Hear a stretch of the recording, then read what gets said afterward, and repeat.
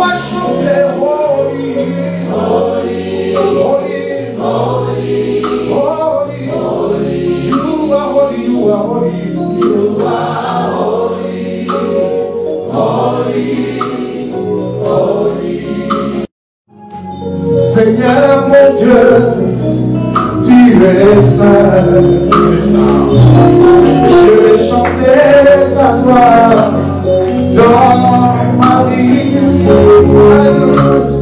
Oui, dans ma vie, Seigneur. Papa, quand tu coumes, balais dans mes lèvres, sali comme ma mère. Pasali, koga ma kasi. Mon santu, mon santu. Ikakala yemba, mon santu.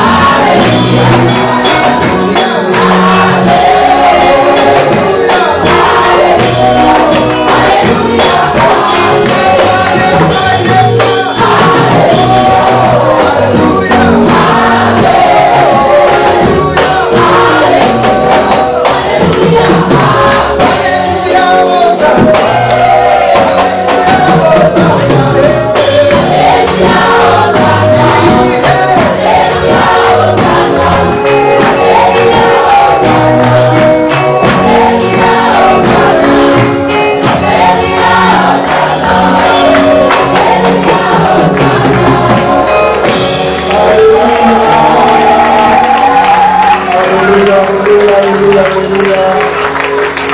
Gloire à Dieu, gloire à Dieu.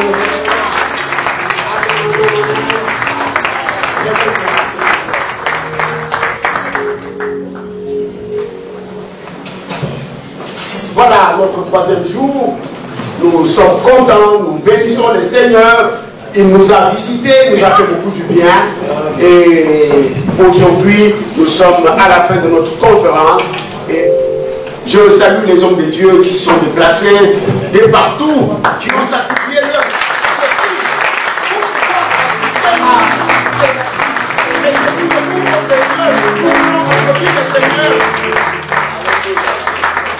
Voilà, merci beaucoup, cher pasteur.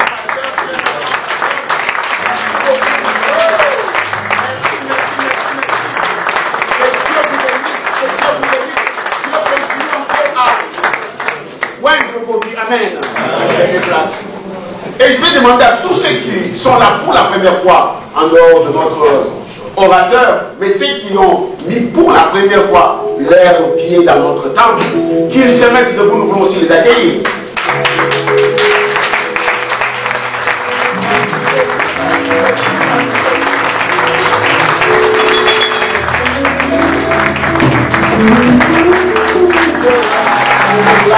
Merci beaucoup, caporal. Nous voulons écouter la parole de Dieu. Dieu a déplacé son serviteur. Apôtre dans nos merci d'avoir accepté notre invitation. Je sais que vous êtes quelqu'un de très chargé. Et consacrer un week-end pour nous, c'est une bénédiction. Dieu vous a appelé, continuez encore à faire beaucoup plus. Amen. Celui que Dieu a envoyé pour nous bénir, nous lui accordons la parole. Pendant qu'il avance, nous allons.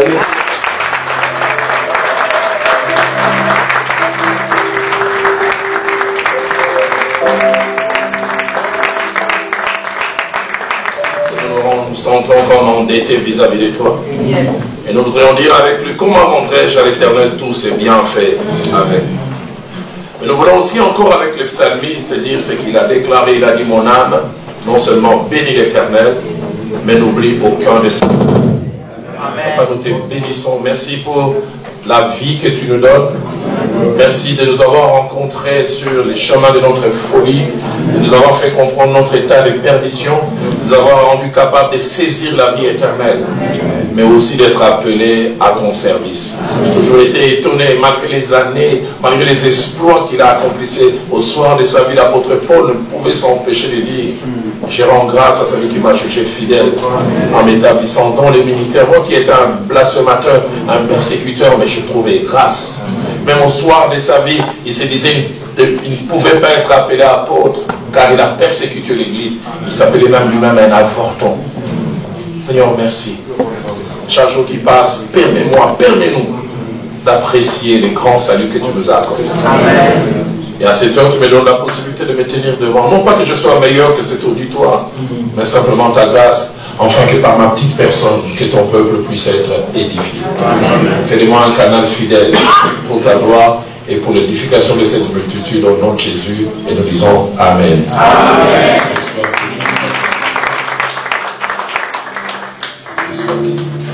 Est-ce que nous pouvons apprécier notre chorale pour le bien de travail?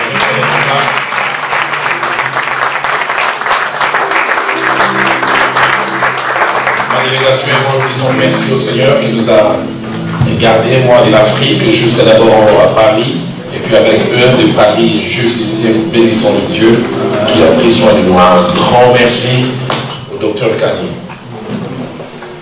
De lui, je peux dire un peu comme la reine des Séba, ce qu'on m'avait dit les concernant et peu par rapport à ce que j'ai vu. Un homme d'une grande simplicité, d'un grand cœur, d'une grande probité morale, un homme fantastique. Je disais à mon épouse hier, je bénis Dieu de l'avoir connu avant qu'on soit au ciel, parce qu'au ciel, finalement, on va se retrouver. On se voit d'abord, c'est ce qu'on peut m'aider à apprécier cette homme.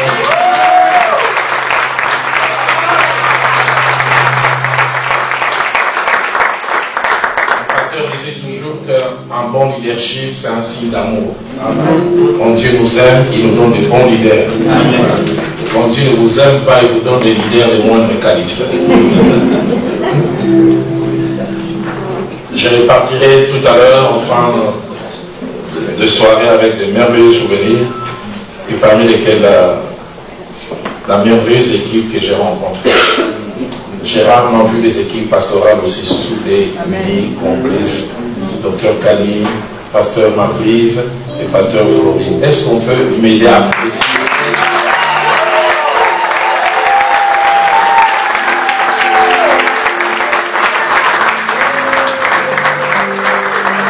Je prie que non seulement que vous continuez à être soudés et unis, je demande même qu'au ciel vous soyez voisins. Cette unité puisse ne pas s'arrêter. Et puis merci aussi aux hommes et aux femmes de Dieu. Je suis très touché un dimanche matin pour un serviteur de Dieu, surtout un pasteur titulaire, c'est pas quelque chose de léger. Quelqu'un qui peut laisser son église pour venir s'asseoir et écouter quelqu'un d'autre. J'en tire un très grand enseignement. Que Dieu vous bénisse. Est-ce qu'on peut m'aider encore à apprécier?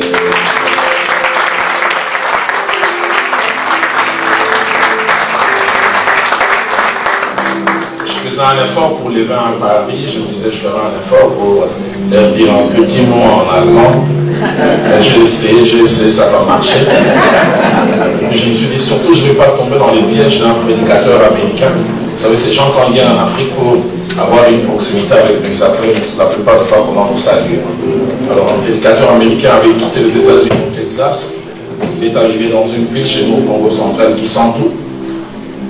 Puis il a demandé comment on fait pour saluer les gens. On lui a dit, on dit Batata, Bamama, Mote. Il a demandé, plus encore, Tata, Bamama, Mote. Alors tout au long du chemin, il faisait qu'il répétait Tata, Bamama, Mote. Il arrive à 2 minutes, c'était qu'il s'en voulait, je ne vais pas vous dire Tata, Bamama, Mote.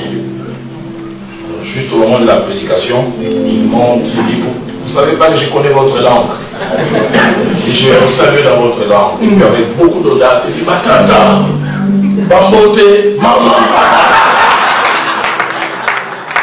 Et les gens crient, ils pensaient qu'ils étaient contents, ils répètent encore Batata, Bambote, Maman.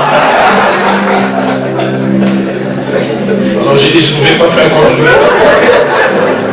Je préfère mieux maîtriser la prochaine fois. Je vais vous saluer en bon et du fort. J'aimerais vous proposer 2 textes des Écritures. Luc au chapitre 10, du verset 30 au verset 35. Luc au chapitre 10, du verset 30 au verset 35. Et puis après nous lirons Matthieu chapitre 22, verset 34 au verset 40e. Luc 10, verset 30 à 35. Jésus reprit la parole et dit, un homme descendait de Jérusalem à Jéricho. Il tomba au milieu des brigands qui les dépouillèrent, les chargèrent des coups et s'en allèrent, les laissant à demi-mort. Un sacrificateur qui par hasard descendait par le même chemin, ayant vu cet homme, passa outre. Un lévite qui arriva aussi dans ces lieux, l'ayant vu, passa outre. Mais un samaritain qui voyageait, étant venu là, fut ému de compassion lorsqu'il les vit. Il s'approcha, banda ses plaies, en y versant de l'huile et du vin. Puis il est mis sur sa propre monture, et conduisit à une hôtellerie, et prit soin de lui. Le lendemain, il tira 2 deniers et les donna à l'autre et dit, aie soin de lui, et ce que tu dépenseras de plus, je te les rendrai à mon retour. Amen. Amen. Ils ont aussi Matthieu, chapitre 22. Et notre lecture va du verset 34 au verset 40. Les pharisiens ayant appris qu'il avait réduit au silence, les Sadducéens se rassemblèrent.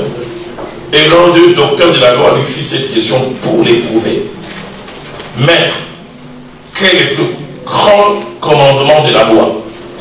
Jésus lui répondit, tu aimeras le Seigneur ton Dieu de tout ton cœur, de toute ton âme et de toute ta pensée.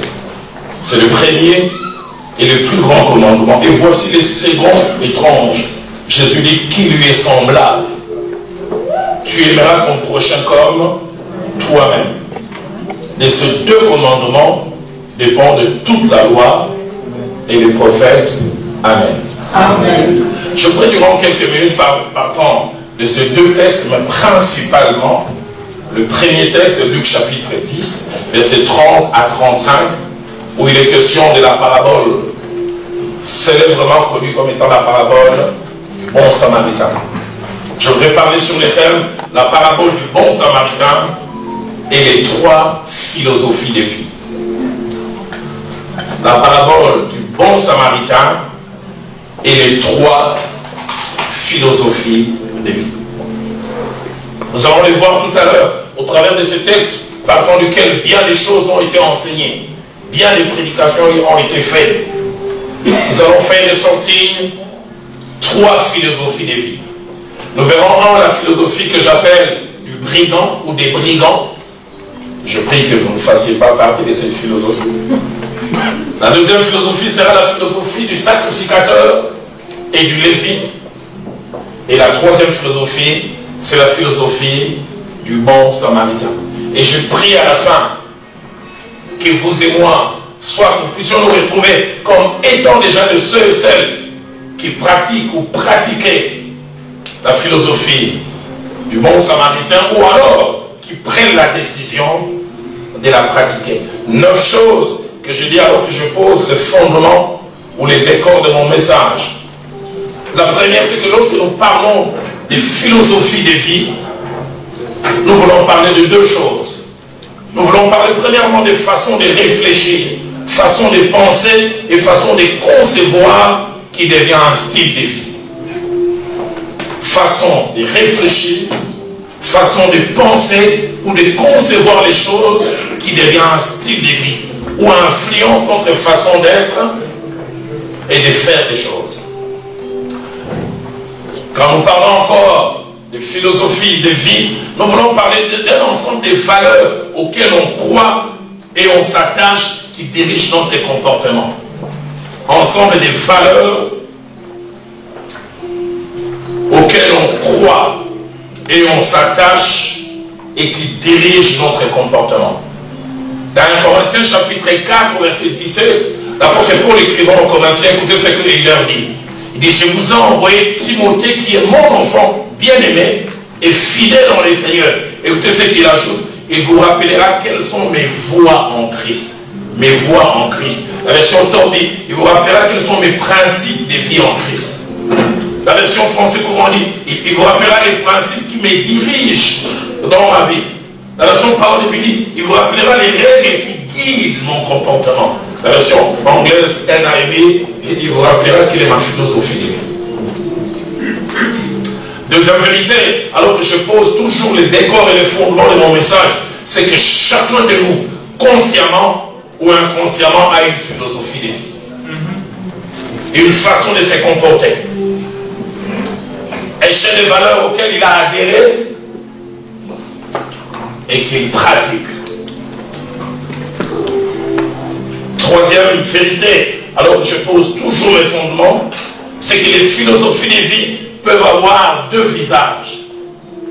Premièrement, les philosophies de vie peuvent être individuelles, attachées à une personne. Mais deuxièmement, les philosophies de vie peuvent être collectives, attachées à un groupe de gens. Il y a des philosophies de vie qui n'existent que chez moi au Congo. Article 15. Là où tu travailles, tu peux te servir, tu peux ramener une rame de papier du bureau à la maison. Article 15. Docteur Kali, article 15, ça est utilisé en Germanie aussi. Philosophie de vie, mais attachée à un point. Vous allez au Congo central, tu épouses la grande sœur, tu peux te servir aussi avec la petite sœur.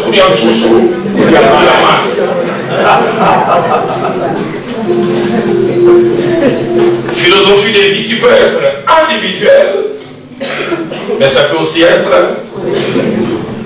collectif. Quatrième fondement, c'est que les philosophies de vie, nous en avons et nous les pratiquons de deux manières. Premièrement, nous les avons et nous les pratiquons consciemment. On a pris une décision, j'ai fait ceci. Mais deuxièmement, les philosophies de vie, des fois, nous les pratiquons inconsciemment. Mais ce sont ceux qui nous observent qui peuvent dire, lui, il fonctionne comme ça. Lui, il est comme ça. Chacun de nous a une philosophie, soit qu'il pratique consciemment ou inconsciemment. Cinquième fondement, presque proche et attaché au quatrième, c'est que les philosophies de vie, non seulement que nous en avons plusieurs, mais nous les obtenons de plusieurs manières, c'est-à-dire plusieurs choses influencent le fait que nous les pratiquons. Premièrement, nous les pratiquons par choix personnel. Nous avons décidé, je ferai ceci. Mais deuxièmement, nous les pratiquons par l'influence du milieu. Le milieu dans lequel nous évoluons nous influence. J'ai un frère, il est 30 ans ici à l'Occident, grand respect du code de la route, de feu rouge. Et quand il arrive chez nous au Congo, il tourne dans la jungle.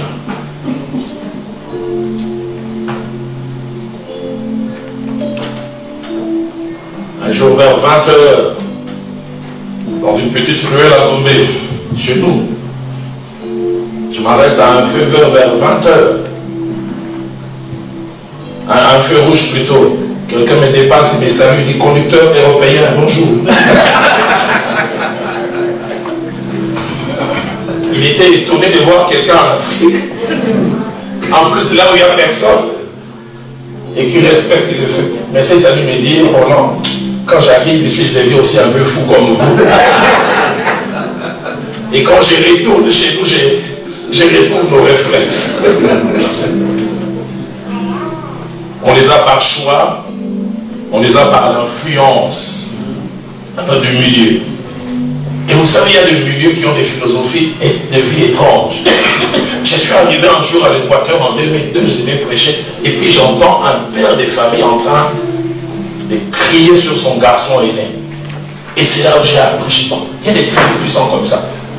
Il semble un garçon quand il a 15 ans, pour prouver qu'il est viril, qu'il est garçon, il doit voler les canards des voisins et qu'on ne l'attrape pas. Et ce jeune homme est allé voler, on l'a attrapé, il dit, on l'a moisi. Toi tu es une femme. Faiblesse. Une philosophie de vie. Il faut voler pour prouver qu'on est un homme. Ici en Germanie, il faut faire quoi?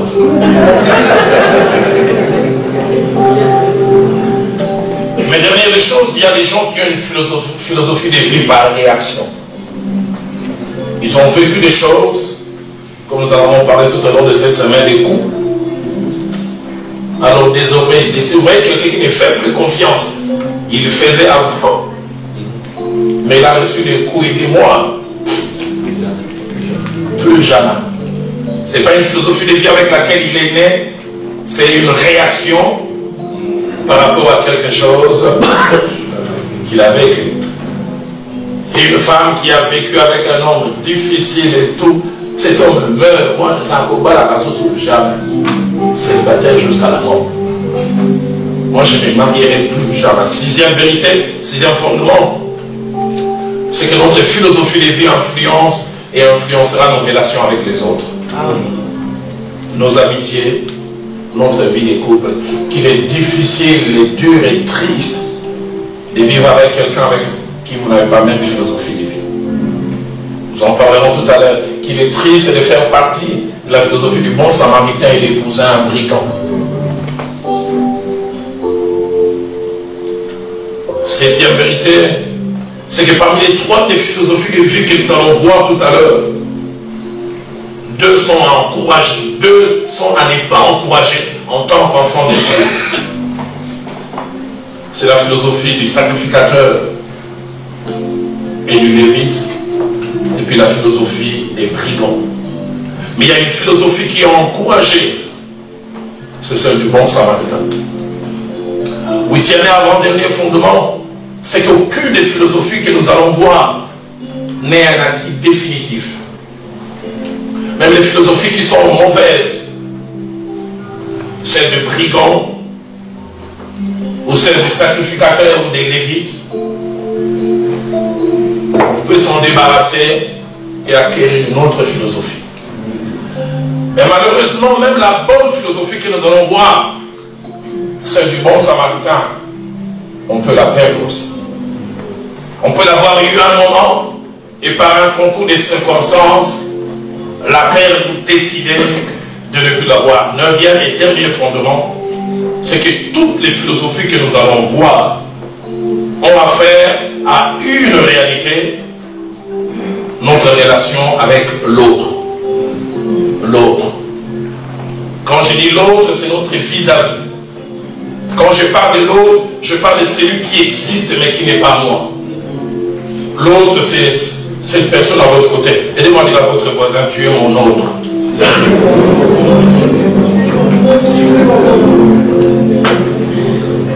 Et la Bible utilise les mots prochain pour parler de l'autre. Quelqu'un qui existe avec des besoins, des désirs, des rêves, mais qui n'est pas moi.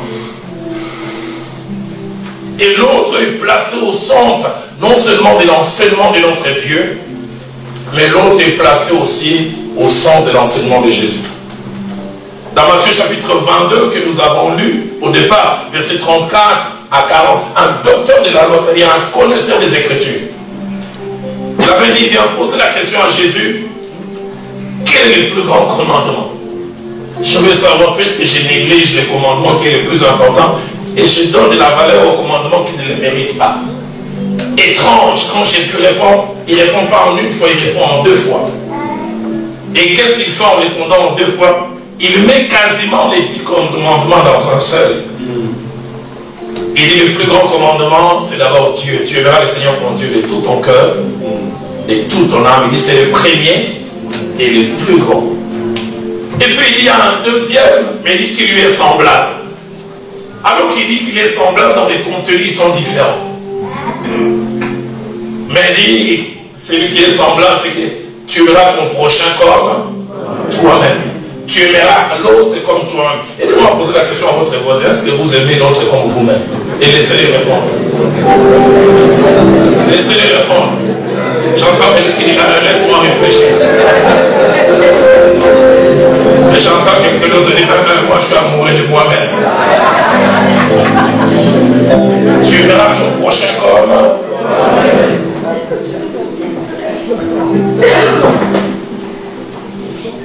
et c'est là où nous voyons les grands secrets des 10 commandements. Vous savez que dans les 10 commandements qui sont en nombre d'épices, on peut les scinder en deux, d'autres les scindent en 3, mais je préfère scinder en 2. Les 4 premiers commandements ont affaire à Dieu. Tu n'auras point d'autre Dieu devant ma face. Tu ne prendras point les noms de l'Éternel en vain. Souviens-toi du 7e jour. Pas d'idolâtrie. Et puis en transition, 5e commandement, on parle des parents. Mais à partir du 6e commandement jusqu'au 10e, ce sont les intérêts de l'autre qui sont mis en valeur. Tu ne tueras point. Tu respecteras la vie de l'autre. Tu ne convoiteras point. Tu respecteras ce qui appartient à l'autre. Tu ne feras point de mauvais témoignages. Tu respecteras la réputation de l'autre. Pas d'adultère. Pas de faux témoignages. Alors aidez-moi encore à dire à votre voisin, dis c'est pas moi, c'est l'apôtre Nalo. Est-ce que tu respectes l'autre?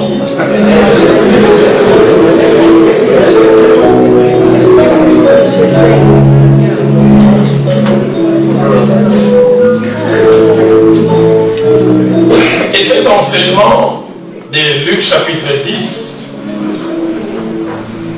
est sous forme de paraboles. Je voudrais juste, dans une forme de parenthèse, dire rapidement 4 choses, puis je reviendrai à notre parabole. La première, c'est que les paraboles étaient la méthode attitrée d'enseignement de Jésus. C'était la méthode qu'il pratiquait le plus souvent. Le mot parabole veut dire en grec parallèle. Parallélisme. La pensée dans les paraboles, c'est partir des réalités ou des récits de la vie de chaque jour, mais pour communiquer les vérités spirituelles.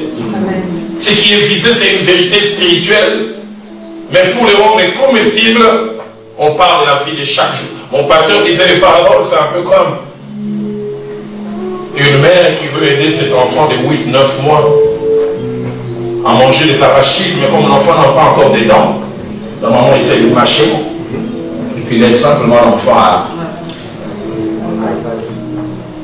Mon pasteur disait encore au travers des paraboles, Jésus-Christ rendait les choses compliquées, il les rendait simples. Les choses spirituelles compliquées, Jésus les rendait simples. Mais aujourd'hui, on a une race de prédicateurs pour paraître savants, ils rendent les choses simples compliquées.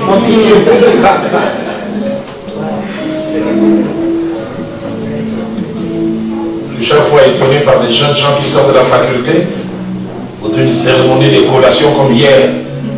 La prochaine fois qu'ils prêchent, ils disent on va lire l'évangile des gens. Nous lirons l'évangile joannique.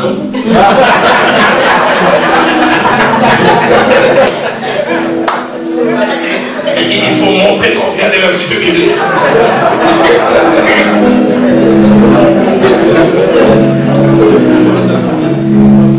Matthieu chapitre 13, verset 34 dit, Jésus dit à la foule toutes ces choses en parabole, il ne lui parlait point sans parabole. C'était sa méthode préférée, sa méthode attitrée. Deuxième chose en rapport avec les paraboles, c'est que les paraboles ne sont pas toujours faciles à comprendre.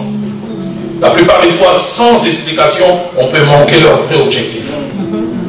Dans Jean chapitre 10, au verset 6, Christ vient d'enseigner sur une parabole. Écoutez là ce que la Bible dit. Jésus leur dit cette parabole, mais ils ne comprirent pas de quoi il leur parlait. Matthieu chapitre 15, au verset 15, Christ vient d'enseigner sur une parabole. Pierre, il est ébloui. Et puis quand il se retire, il dit à Jésus, explique-nous cette parabole. Ça voulait dire exactement quoi? Sans explication, on ne peut comprendre. La première fois, j'ai lu la parabole du blé et des livrets. J'ai dit heureusement que Jésus avait expliqué. Sans explication, comment on peut comprendre que les blés, ça veut dire ça, livrer, ça veut dire, et la moisson, ça veut dire la fin du monde. Les moissonneurs sont les anges. Il a fallu que lui-même explique. Troisième chose, c'est que parmi les 4 évangiles, il y a 3 seulement qui contiennent des paraboles. Matthieu, Marc et Luc. Jean n'a aucune parabole, on ne sait pas pourquoi. Mais parmi les 3 qui contiennent les paraboles, Luc et Matthieu sont les 2 qui en ont beaucoup. Luc 31 paraboles, Matthieu 30, Marc 11 simplement, Jean, aucune parabole. Quatrième et dernière vérité dans cette parenthèse, c'est qu'il y a des paraboles dont le but de l'enseignement est connu d'avance. Des fois même les évangiles en parlent directement ou dans les contextes dans lesquels ça a été enseigné. Luc chapitre 18, verset 1, écoutez ce que la Bible dit. Jésus leur adressa une parabole pour montrer qu'il faut toujours prier et ne point se relâcher. Donc le but de la parabole, c'est encourager à la prière. Luc chapitre 19, au verset 9, la Bible dit, il dit encore cette parabole en vue de certaines personnes, se persuadant qu'elles étaient justes et ne faisaient aucun cas des autres. Il voit des gens qui se considèrent tellement, il dit, ok, pour les enseigner, je passe par cette parabole. Luc chapitre 14, verset 7, Jésus leur adressa une parabole aux conviés en voyant qu'ils choisissaient toujours la première place. Les gens ne veulent pas s'asseoir derrière Jésus, dit, je vais leur apprendre une leçon d'humilité. Et c'est la parabole des conviés. Et notre parabole de Luc chapitre 10 a aussi un contexte. Luc chapitre 10, verset 25, écoutez ce que la Bible dit. Un docteur de la loi s'éleva et dit à Jésus pour l'éprouver, Maître, que dois-je faire pour hériter la vie éternelle? Jésus lui dit, qu'est-il écrit dans la loi et qui lis-tu? Il répondit, tu aimeras le Seigneur ton Dieu de tout ton cœur, de toute ton âme, de toute ta force et de toute ta pensée, et ton prochain comme toi-même. Tu as bien répondu, lui dit Jésus, fais cela et tu vivras. Mais écoutez le verset 9. Mais lui, voulant se justifier, il dit à Jésus, qui est mon prochain? Tu me dis que tu aimeras ton prochain comme toi-même. Donne-moi les profils du prochain, sinon je risque d'aimer quelqu'un qui ne le mérite pas et j'aurais gaspillé l'amour. Et ce que j'aime, Jésus ne s'est pas arrêté, il dit prochain en grec, ça veut dire dékomai. Avec ça comme terminaison. Prochain en hébreu, ça veut dire, pour expliquer ce qui est un prochain, une parabole. Il dit, tu veux savoir qui est le prochain? Il dit, un homme descendait de Jérusalem à Jéricho. Il fut approché par les brigands qui les frappèrent, les dépouillèrent et les laissèrent à demi-mort. Un sacrificateur passa par là, le vit et passa outre. Un lévite aussi passa et il ne fit rien. Mais un samaritain les vit, il fut ému de compassion et il s'approcha. Il est mis sur sa monture, il amena une hôtellerie et il dit tous, il prit soin de lui et il dit tout ce que vous dépenserez, je paierai à mon retour. Je toucherai cela tout à l'heure. On voit comment les docteurs de la loi étaient conservateurs. À la fin, quand il a fini, il dit, et d'après toi, qui est le prochain? Je reviendrai sur ça. Écoutez la réponse du docteur de la loi, il dit, celui qui a pratiqué la justice. 3 philosophies de vie. Et je prie que Dieu nous aide à savoir quelle est notre philosophie de vie. La première philosophie de vie, c'est ce que j'appelle la philosophie des brigands.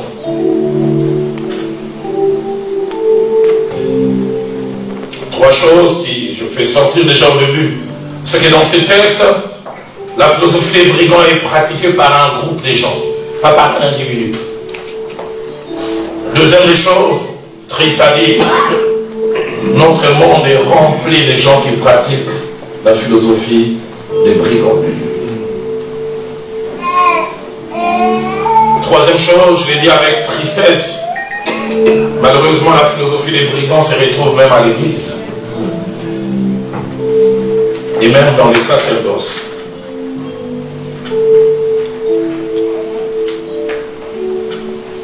Cette petite chose attachée à la philosophie des brigands. Première chose, pour les brigands, l'autre n'existe pas. Il n'y a que moi qui existe. Deuxième chose attachée à la philosophie des brigands, l'autre et ce besoin ne compte pas. Il n'y a que mes besoins à moi qui comptent. Troisième chose attachée à la philosophie des brigands, c'est que l'autre n'est qu'un moyen pour que moi je sois heureux. Un tremplin par lequel je peux passer pour fabriquer mon bonheur. Ils sont des brigands, ils ont des mains, ils ont des jambes, ils ont des cerveaux, mais ils ne veulent pas travailler. Ils créent leur bonheur en détruisant quelqu'un.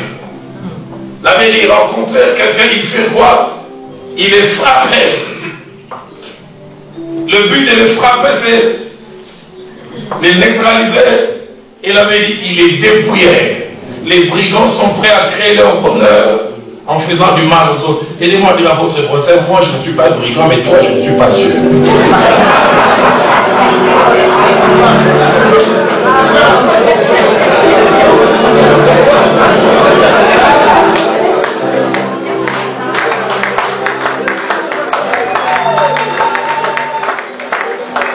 Un brigand est prêt à frapper les autres. Il frappe. Le sang coule, ça ne lui dit rien. L'autre crie, ça ne lui dit rien. Ce qui compte, c'est ce qu'il va prendre.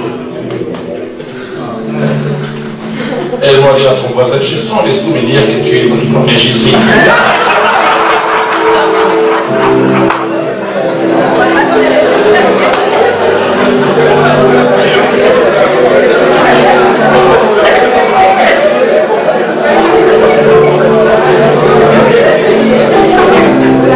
Quatrième chose attachée à la philosophie des brigands, pour les brigands, un seul bonheur compte, les leurs. Leur bonheur compte. Et en tant que pasteur, malheureusement, j'ai vu même des brigands dans la vie des couples. Et surtout des maris brigands. Et je vais encore plus loin, des maris d'origine africaine et des brigands avec des Jésus. Je reçois un jour un coup de fil. Un pasteur m'appelle, pasteur, tu dois venir ici. 2 heures du matin, hein. On a un problème de vie ou de mort. Quand j'ai entendu ça, j'ai dit c'est sérieux. Mais docteur Kali, quand je suis arrivé, je les ai écoutés 15 minutes, j'ai dit Seigneur, cet homme j'ai pris pour lui pour la délivrance ou bien je les colle. Parce que j'ai appris à une secte au Congo, la délivrance se fait en donnant des coups. J'ai dit est-ce que cette délivrance n'a pas besoin de moyens virils? Son épouse, elles sont nées à 2. Son épouse, 32 ans, sa jeune soeur, 28 ans, venait de décéder. Les parents sont décédés il y a longtemps, donc ils ont grandi de manière fusionnelle. Les décès de sa soeur l'a détruit, l'a laissé en morceaux. Ils avaient 5 ans de vie de couple. On n'est pas dans une réunion de couple, mais je peux quand même en parler. Mais cet homme était des gens qu'on appelle des choses sexuellement, qui venaient une vie intime chaque jour, et des fois plusieurs fois. Et les 3 jours de deuil où son épouse n'était pas là, c'était comme si c'était la fin du monde. Son épouse revient avec la tristesse de sa seule sœur qui est décédée. À peine elle s'est mise sur les lieux, il va. Son épouse dit, je n'ai pas un cœur, ça. Et il commence à, son épouse me dit, commence à parler. Oh, Marie aussi dans le colis. Cette tristesse va partir quand? Et il m'appelle, il dit, c'est un problème de vie. Quand j'arrive, j'ai dit, frère, 1 jour, 2 jours, sans la toucher, est-ce que tu vas mourir? Je dis, quelle joie tu peux avoir quand dans cet état il n'est pas bien? Je dis, bon, puisque tu en as envie, fais ça. Parce que je crois toujours en tant que marié et pasteur, la vie intime, c'est le partage. C'est pas qu'on vient se servir. Une femme m'a dit un jour, pasteur, j'avais des maux des dents, caries. Quelqu'un déjà souffert de la carie? J'avais difficile. Mais mon mari me dit, non, si elle ne pas ça, je sens que je vais mourir. Je dis, mais j'ai la carie. Et la femme me dit, pasteur, il tenait tellement, j'ai serré les dents. Mais l'épouse me dit, pasteur, tu sais ce qui m'énerve? À peine il a fini de se servir, repos de guérir. J'entends à côté. Et j'ai envie de prendre un marteau. Donc il s'est servi. Ça c'est un vrai brigand. Il y a des maris brigands ici. Je vois une femme qui vous lève la main.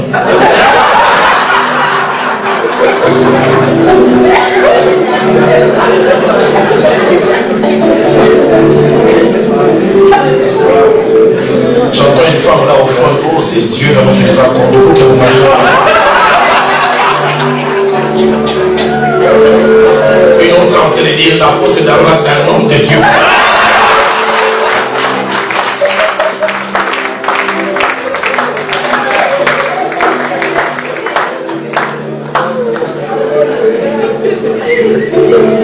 Pour les brigands, le seul bonheur qui compte, c'est les leurs. 5e chose, c'est la tristesse attachée aux brigands. Les brigands sont prêts à créer leur bonheur sur les malheurs des autres. Ils donnent des coups, ils laissent à demi-mort. Mais ce qui compte, c'est ce qui peut retire. Seigneur, aide-moi à ne pas être un brigand qui crée son bonheur en détruisant les autres. Avant-dernière chose, attachée aux brigands. Pour les brigands, une seule souffrance existe, c'est la leur. Pas la souffrance des autres. Ils souffrent parce qu'ils n'ont pas de moyens. Ils souffrent parce qu'ils manquent. Et c'est leur souffrance qui compte. La souffrance qu'ils créent en détruisant, ça ne leur dit rien. C'est leur souffrance qui vaut la peine. Nous mourons de faim.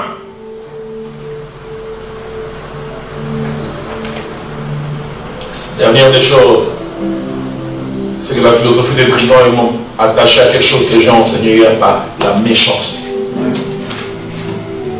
La méchanceté. La méchanceté nous pousse à penser, planifier, et à faire le mal à l'autre. La Bible dit, il est chargeur de coups. La version française, comment on dit, il est bâti. La version Todd parle même d'une quantité, il est roueur de coups, comme si c'était une machine. Alfred Poin dit, il est maltraiteur. La version Darby dit, il est couvrier de blessures. Et deux, il est dépouilleur. Il prie ce qui est à lui pour que ça devienne à lui. La version des Seigneurs dit, il lui arrachait violence. Et puis à la fin on dit, il est laissé à demi-mort. Si la version Louis II les appelle des brigands, la version Thor des paroles de vie les appelle des bandits, des hommes sans foi ni loi. La version Darby les appelle des voleurs. Et comme je le disais, notre monde est rempli de brigands individuels et collectifs. En général, il y a deux sortes de brigands. Premièrement, il y a les brigands permanents. C'est leur style de vie de tout le temps. Mais puis il y a les brigands accidentels. Je veux que tu ne sois ni permanent, ni accidentel. Amen. La Bible nous montre dans 2 Samuel chapitre 11, verset 1 à 27, un homme fantastique. L'homme selon le cœur de Dieu, mais qui à un moment est devenu un brigand. David.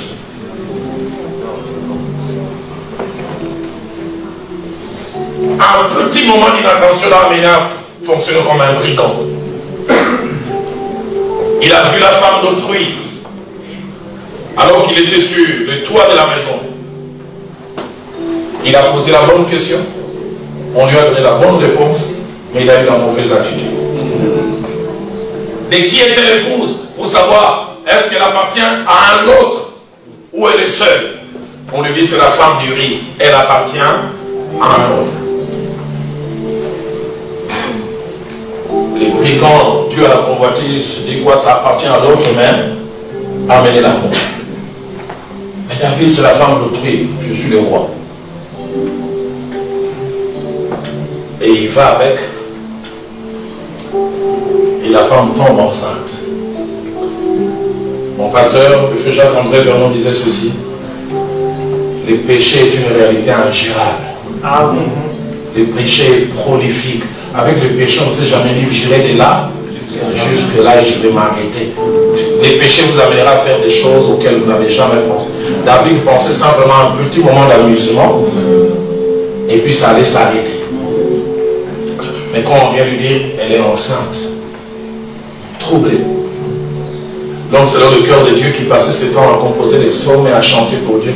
Comment penser ces nuits en réfléchissant comment ouvrir ce mal. Et il a deux attitudes. La première, il dit je vais tricher. Faites revenir Uri du champ de bataille. Uri est en train de combattre, on dit non, le roi te donne un congé. Ah, mais non. Ah, c'est toi, le roi même beau.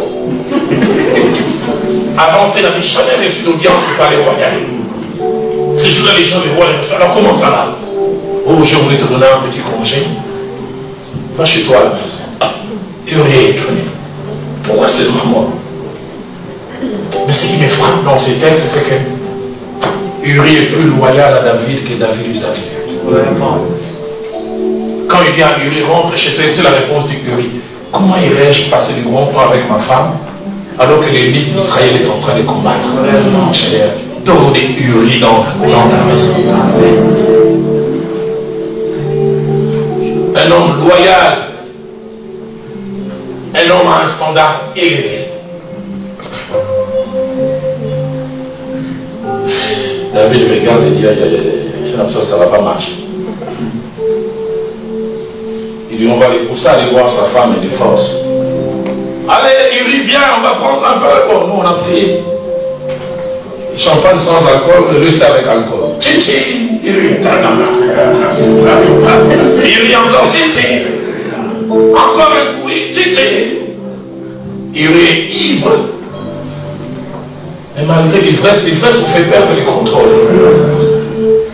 Mais malgré l'ivresse, on pousse Uri à la maison de la roquette de la côté. Un pasteur a dit ceci, il a dit si Dieu est pour nous, qui sera contre nous. Mais il dit souvent le verbe, c'est si Dieu est contre nous, qui sera pour nous. Quand Dieu est contre vous, il va vous coincer, même l'alcool ne fait plus rien. Il est ivre, mais il refuse d'aller. Et c'est là où intervient la deuxième intervention qui montre comment David est devenu un brigand. Chaque fois que je lis ça, je dis Seigneur, épargne-moi. Écoutez ce que David dit, placez Uri au plus fort des combats, qu'il meurt. Tuez-les. ôtez la vie. David, celui que tu veux, tu as des projets. Il a des rêves, il a des ambitions. Non, c'est un témoin gênant de mon péché. S'il reste vivant, ce que j'ai fait sera connu. Tuez un brigand. Pas un brigand de manière permanente, mais un brigand momentané. Je prie que vous soyez ni un brigand momentané, et surtout pas un brigand permanent. Et plus tard, la Bible nous montre qu'Uri est sur les champs de bataille et David fait ses conseils. Quand on vient lui dire Uri est mort, écoutez ce qu'il dit. Les balles sur un champ de bataille atteignent qui le veulent. Et puis il prie la femme d'Uri. La fin du verset au chapitre 11 dit ce que David avait fait déplut à l'Éternel. J'aimerais dire à quelqu'un, le monde peut être silencieux, mais Dieu parle et il mène la vie sur ce qu'il a fait. Ce que David avait fait déplut à l'Éternel. Brigand. La deuxième philosophie que ces textes nous montrent, c'est la philosophie du sacrificateur et du lévite. Avant de mentionner les 6 choses attachées à cette philosophie, les 5 plutôt, je voulais d'abord dire une chose triste, c'est que cette philosophie ressort du cœur des hommes où on pouvait s'attendre à autre chose. Si les brigands peuvent faire mal, détruire, on s'attendait à mieux de la part d'un sacrificateur. Et dans Lévite, un sacrificateur, il offrait des sacrifices dans la maison de Dieu. C'était le médiateur entre Dieu et les hommes. Un Lévite, c'est celui qui enseigne. Tous, ils étaient en tenue, qu'on pouvait savoir que ce sont entre guillemets les hommes de Dieu. Mais ils avaient Dieu à l'extérieur, Dieu dans la bouche, mais pas dans les cœurs. Seigneur, aide-moi même quand je n'aurai pas Dieu dehors, mais que je l'ai dans les cœurs. Amen. Et si je peux l'avoir et dehors et à l'intérieur, ça serait l'idéal. 5 choses attachées à la philosophie des sacrificateurs et du lévite. Premièrement, pour les sacrificateurs et les lévites, l'autre existe, mais il ne compte pas pour moi. Si pour les brigands, l'autre n'existe pas. Pour les sacrificateurs et les lévites, l'autre existe, mais il ne compte pas pour moi. Écoutez ce que la Bible dit dans Luc chapitre 10, verset 31. Un sacrificateur qui par hasard descendait par le même chemin, ayant vu cet homme passer outre. Il a réellement vu. Cet homme, quand il a été frappé, la Bible dit, on l'avait laissé à demi-mort. J'imagine les visages tuméfiés, j'imagine les lèvres gonflées, les songes coulants, j'imagine sa respiration. Ils ont vu ça. Là, ils passèrent outre. Ils ont vu, ils ont entendu. La Bible ajoute encore concernant les Lévites. Un Lévite qui arriva aussi dans ces lieux, l'ayant vu, passa outre. Deuxième chose, attachée à la philosophie des sacrificateurs et des Lévites, c'est que les problèmes de l'autre existent, mais ce ne sont pas les miens. Si les Lévites et les sacrificateurs étaient de mon pays en République démocratique du Congo, ils auront comme devise, une devise des gens du Congo central, Kiaku, Kiaku, Kiakali, Kiakali. Ce qui est à toi est à toi, ce qui est à moi. Les Ivoiriens disent, nous sommes venus village. Ils sont terribles, les Ivoiriens, ils vont plus loin. Ils disent, nous sommes venus dans ce monde en détail. On n'est pas venu en gros. On est venu en détail. Ils savent parler des Ivoiriens. Les problèmes de l'autre existent, mais ce ne sont pas les miens. Je parlais un jour avec une femme mariée. Et elle m'a dit cette phrase que j'utilise souvent quand j'enseigne. au couple et dit, pasteur, il y a deux sortes de solitude. Il y a une solitude supportable et puis il y a une solitude insupportable. Il dit la solitude supportable, c'est quand on est seul. Mais il dit la solitude insupportable, c'est avoir quelqu'un à ses côtés, mais se sentir seul. Tu es marié, tu as un homme, tes préoccupations ne lui disent rien du tout. La veille de mon mariage, mon pasteur, le feu Jacques-André Vernon, m'a appelé durant 45 minutes, il m'a donné un condensé sur le mariage. Et parmi les choses qu'il m'a dit, Roland, fais attention au silence des femmes. Les silences des femmes sont éloquents. Les femmes, dans leur silence, elles disent beaucoup. Elle ne dit rien. Dans ces rien-là, elle dit beaucoup. Je vais donner une deuxième leçon du Roland, tu vas te marier. La réponse des femmes n'est pas dans ce qu'elles disent, dans les attitudes, dans comment elles les disent. Tu vas amener ton oncle à la maison, tu dis, Viviane, est-ce que mon oncle peut venir? Elle dit, qu'il vienne. Si tu es aveugle et que tu n'as que les oreilles, tu entends quoi? Mais si tu regardes, tu sais quoi? Qu'il vienne. Tout un message.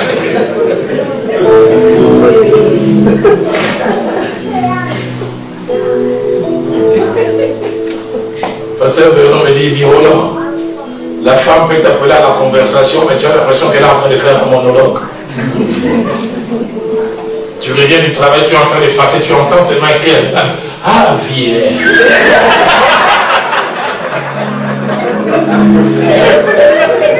Tout ce qu'elle veut, c'est que tu t'arrêtes, tu dis la vie à faire. L'homme de Dieu, Kani Wakani, préoccupé par l'informatique, et les sourcils du métal, il est en train de chanter. Maman répète encore, ah, bon mourir.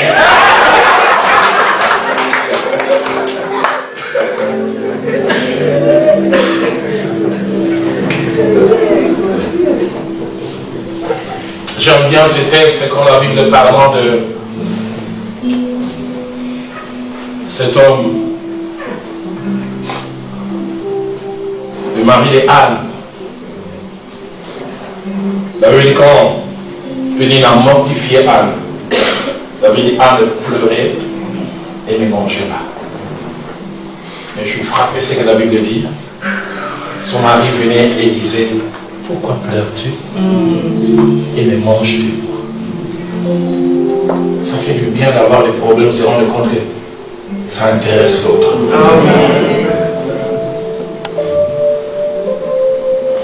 Les sacrificateurs et les lévites, les problèmes de l'autre existent, mais ce n'est pas le mien.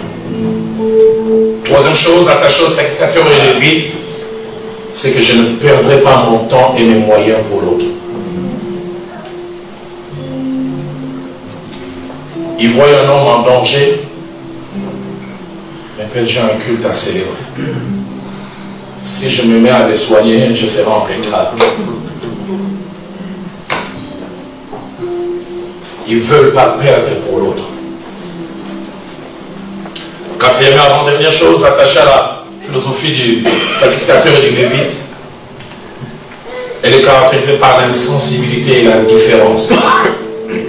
L'indifférence à la douleur de l'autre, l'indifférence aux problèmes de l'autre.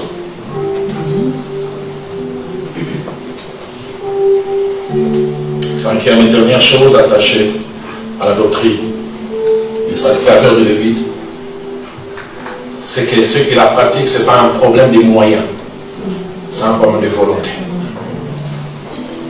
Volontairement, ils sont passés outre. Et vous savez, quand on a un cœur mauvais, on trouve toujours des excuses. Les historiens, docteurs, plusieurs ont fait le voyage en Israël. Ceux qui sont arrivés à cet endroit entre Jéricho et Jérusalem disent que c'était un endroit dangereux. À l'époque, semble-t-il, c'était un endroit où il y avait beaucoup de brigands. Et l'une des stratégies des brigands, des fois, pour attraper les gens, c'était faire croire qu'il y avait quelqu'un qui avait un problème. Alors, et les sacrificateurs et les lévites, ils ont vu quelqu'un pleurant, ils ont dit, est-ce que ça c'est un vrai blessé? Est-ce que ce n'est pas un piège? Mais vous savez, quand vous avez la sensibilité, vous pouvez différencier les faux du vrai. Mais vous savez, quand vous n'avez pas le cœur, même ce qui est vrai, vous le prenez comme faux. Parce que vous manquez le cœur. Et cela m'amène à la troisième philosophie. La philosophie du bon samaritain. Mais avant de toucher en 4 points les choses attachées à la philosophie du bon samaritain, j'aimerais dire 2 petites choses. La manière dont Jésus enseigne cette parabole, permettez-moi le terme, ça montre le côté provocateur de Jésus. Jésus avait un petit côté provocateur. Il voulait enseigner à ses docteurs de la loi. Et c'est lui-même qui fait la répartition des rôles.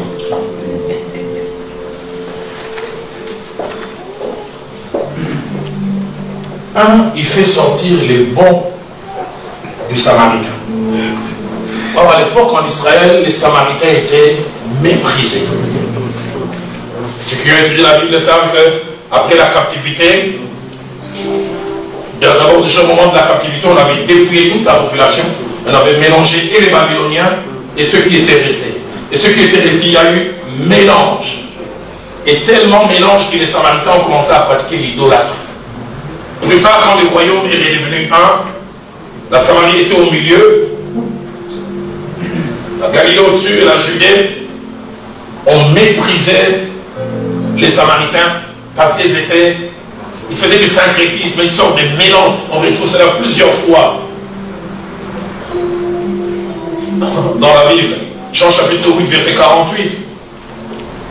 Un jour, on était en train de critiquer Jésus, écoutez ce qu'il a dit. Les Juifs lui répondaient, n'avons-nous pas besoin de dire que tu es un Samaritain et que tu as un démon? À l'époque, on essayait quand on appelait Samaritain, c'était mauvais. Dans Jean chapitre 4, verset 9, quand Christ rencontre cette femme au puits de Jacob, sa femme lui dit, il n'y a pas de relation entre... Pas de relation.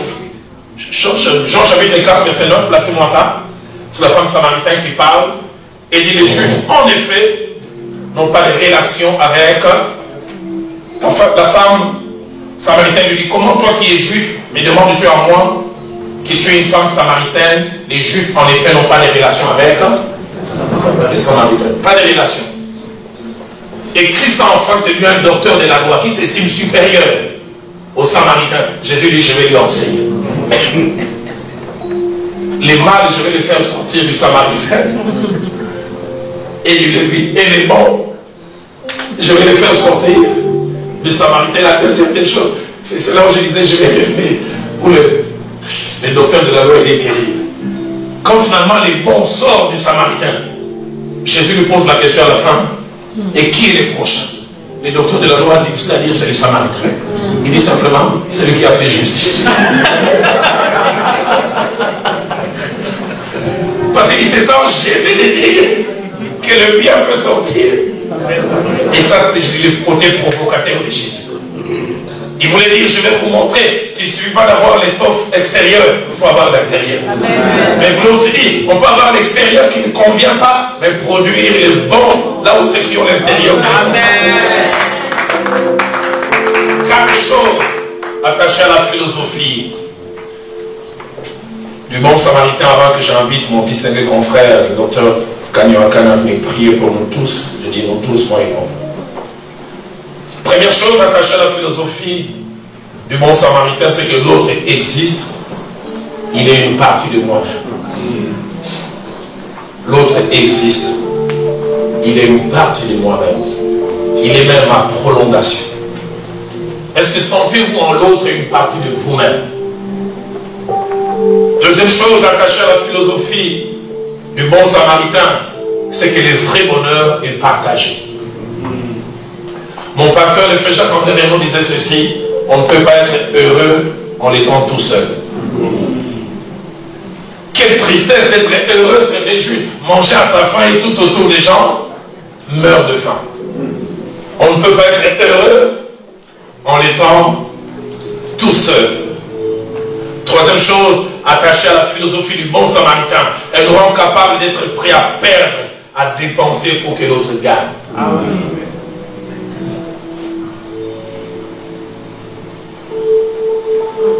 Dans la philosophie du bon samaritain, ce merveilleux verset a toute sa place.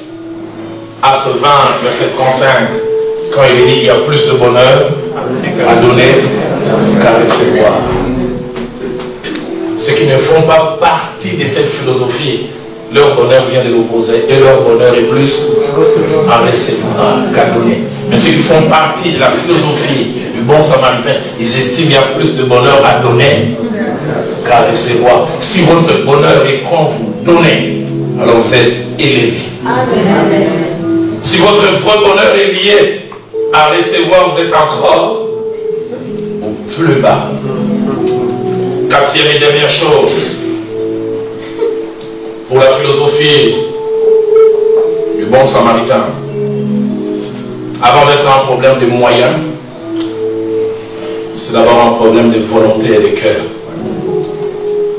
Un problème de volonté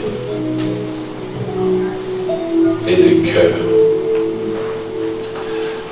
Plusieurs choses me touchent dans ce texte. Je vais les faire ressortir rapidement et je vais conclure.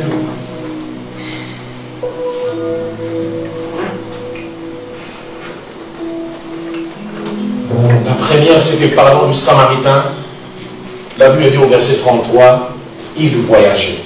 Là, c'est moi ce verset. Luc 10, 33, il voyageait. Le contexte montre même une possession un homme d'affaires. Il allait pour le lucre, les gains. Et pour les hommes d'affaires, ils disent time is money. Chaque temps perdu, c'est le moyen. Il voyageait. Un Samaritain qui voyageait. Un projet bien précis. Je dois arriver à telle heure quand vous réglez vos rendez-vous. Mais deuxième chose, sur le chemin de son rendez-vous, il rencontre un imprévu. Il voit un autre qui n'est pas lui. Frappé. Agonissant. Il entend ses cris, il sait que chaque minute de perdu, cet homme peut mourir. Dans sa tête, il s'est dit, mais ça aurait pu être moi. Je pourrais passer à cet endroit et subir le même sort. J'aime ce que ma Bible dit. Étant venu là, qu'est-ce que j'aime la suite? Il fut ému de compassion. C'est pas lui qui souffre, mais il sent ce que l'autre ressent. Est-ce que vous avez encore de la compassion? Il fut ému de compassion.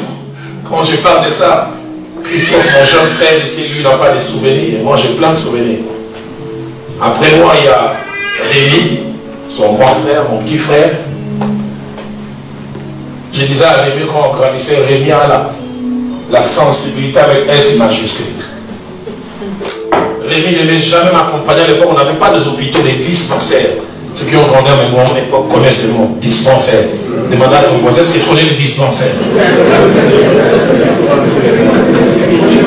Et quand Rémi m'accompagnait, c'était quelqu'un sensible avec S majuscule. Rémi, quand on me piquait, lui-même il avait, on me piquait, il disait, c'est moi qui l'on pique. Mais lui, un jour il m'accompagne, on devait faire la coupe de fesses, on me pique le pied, il est en train de faire chier. J'ai dit,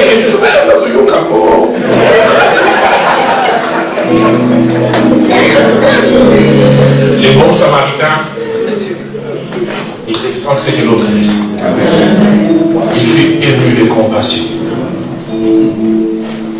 Troisième des choses qui me frappent avec les samaritains, c'est que là où les sacrificateurs et les lévites sont passés, ma Bible à moi dit, allez le verset qui suit, il s'approcha. Aïe, aïe, aïe. Il n'est pas distant. Il s'approcha. Ce n'est pas un homme distant, il s'approcha. Donne-moi quelqu'un qui ne me laisse pas loin. Les bons samaritains ne sont pas lointains. Ils peuvent se rapprocher de vous pour vous aider. Quatrième des choses attachées aux samaritains, il est dit, il banda ses plaies en y versant de l'huile et du vin. Il semble que c'est les médicaments de l'époque. Les avait-il avec lui? Les gens disent sûrement pas. Il a dû courir rapidement à la pharmacie du coin. Et pour cela, il a dû dépenser son argent. Docteur, cinquième des choses qui me touchent, chaque fois que je lis ça, je dis Seigneur, donne-moi le cœur du bon samaritain. Il avait son cheval, sa monture, qu'il avait utilisé pour arrêter son voyage, pour aller un peu plus vite. Mais quand il a vu cet homme, il avait dit, il les fit monter sur sa propre monture. Lui, il devient un piéton et il place un inconnu. Il accepte de marcher en transpirant et il place un inconnu. Qu'est-ce qu'il a gagné? Humainement parlant. Mais tout ce qui l'intéresse, c'est le bonheur de l'autre. Sixième et avant-dernière chose, il est conduit à une hôtellerie. Et la Bible dit, il prit soin de lui. Il dépense non prévues, non planifiées. Ça, c'est moi, j'ai une imagination fertile. Quand il arrive à cette hôtellerie, on lui demande, le monsieur que tu as amené s'appelle comment? Il dit, je ne connais pas son nom. Mais pourquoi tu te bats ainsi? Il dit, ça un humain comme moi. Ah oui.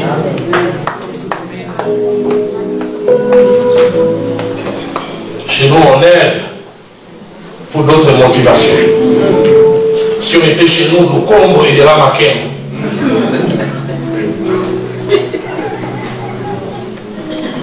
Mon lomba et de la calombo. Kasereka et de la Bukuna.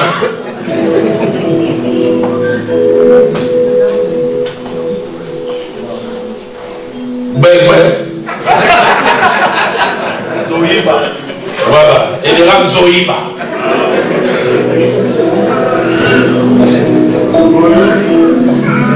Oma Sombo et de la Okito.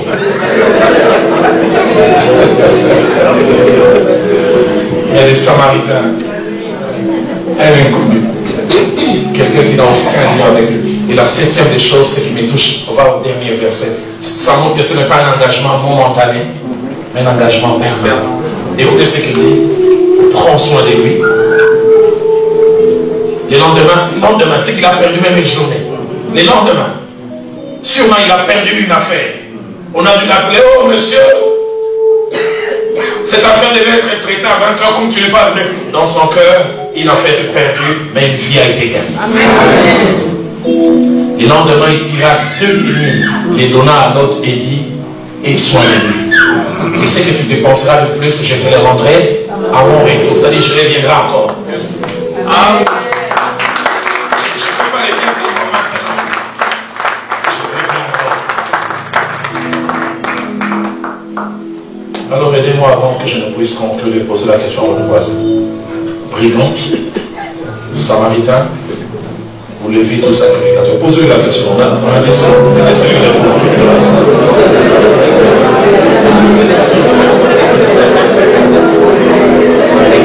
Changez de voisin, retournez-vous même si vous êtes la rangée derrière. Posez-leur la question. Samaritain, brigand, Lévite, tout ça, sacrificateur.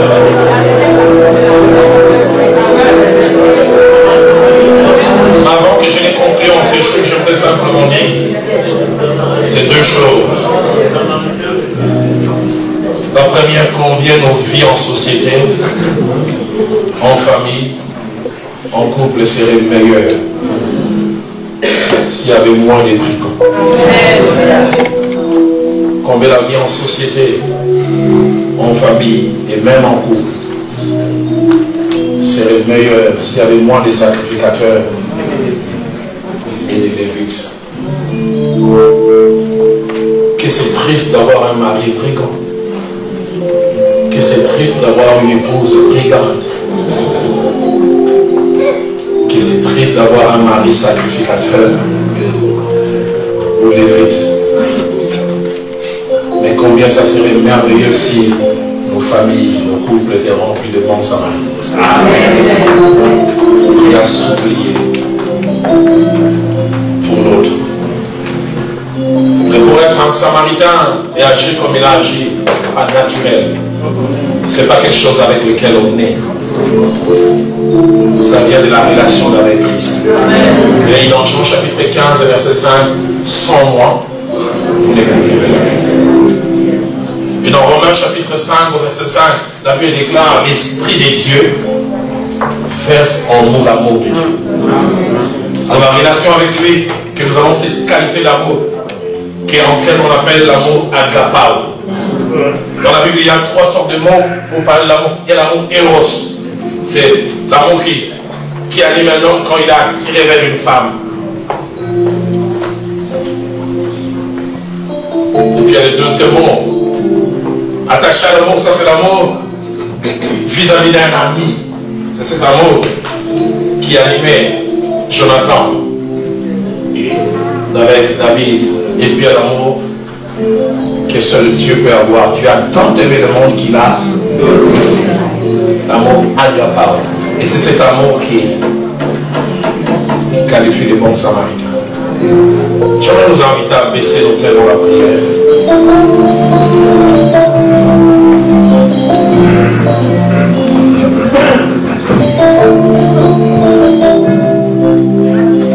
Alors que notre chorale s'avance, je sens dans mon cœur c'est continue.